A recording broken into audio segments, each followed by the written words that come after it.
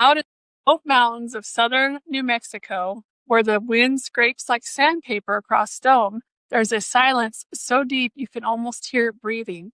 The sun hangs heavy, the air is dry, and the land feels ancient. And there, against the horizon, is a fortress, weathered, haunted, waiting. This is Fort Stanton. It began as a military outpost, then it became a tuberculosis sanatorium, then a wartime internment camp, and finally a place where the forgotten lived out the rest of their lives. Through it all, war, sickness, despair, the walls stayed standing. And if you believe, the stories and the spirits stayed too. Because the ghosts of Fort Stanton, well, they aren't resting. They remember. I'm Candy, and I'm with my co-host, Raji. Welcome, Raji. Hello, thank you very much. Welcome. And today we're peeling back one of America's most haunted and heartbreaking places. Fort Stanton was established in 1855 by U.S. Army named Captain Henry W. Stanton, killed nearby in a skirmish with the Mescalero Apache. On the surface, it was everything a military outpost should be. Whitewashed walls, perfect parade grounds, rows of buildings, all neat military precision. But this neatness sat on land-soaked conflict. Buffalo soldiers were stationed here. Kit Carson himself passed through here. And yet, for every official battle dispatched, there were raids, forced relocations, families torn apart.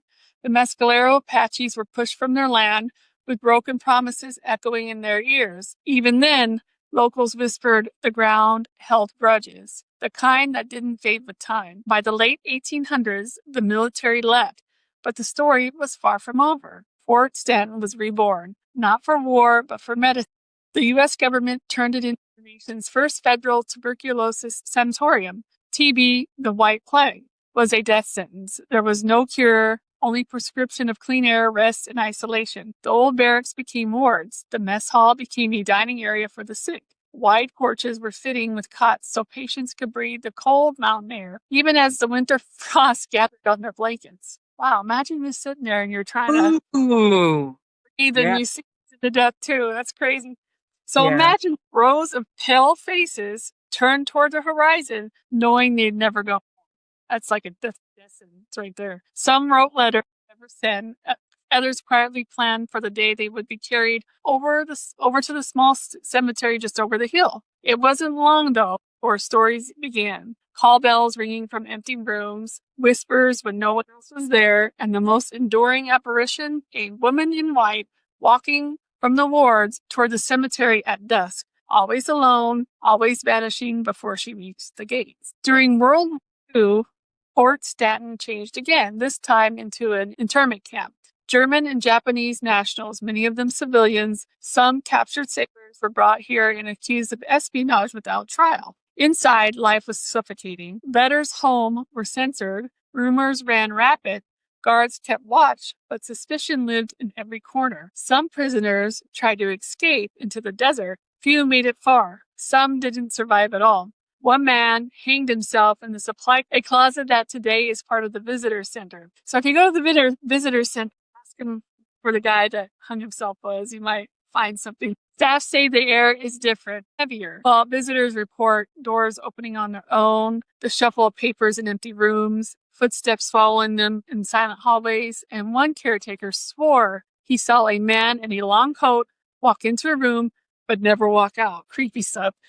By 1966, the fort's purpose shifted again, becoming the Fort Stanton Hospital for the Training Center of the Developmentally Disabled. For decades, it housed children and adults who had been pushed out of sight and out of mind. Some were sent there for care, others because no one wanted them. The stories from this chapter are quieter, but no less haunting. Footsteps in empty wings, shadow figures watching from corners, voices calling out in the night, sometimes in Spanish, and sometimes in a language that no one recognizes. And this is the part of the story that's a little bit personal for me. So when I was a teenager, my mom worked with three men, Donald Helms, David Shunke, and Albert. I don't remember Albert's last name, but those were the three men who had once lived at Fort Stanton for the developmentally disabled. I remember their routines, the way their eyes sometimes looked far away. Even after years, the weight of the institutional life stayed with them. Knowing them taught me something. Behind every ghost story is a human story, and that is the true. That is so true. Behind every ghost stuff, there's a human behind it. So it makes You sense. don't ever think of it that way either. No, you just say, "Oh, there's a ghost," and you don't know Yeah. the story. Well, it always helps to know the story behind it and Yes. have a connection, a little bit better connection to it.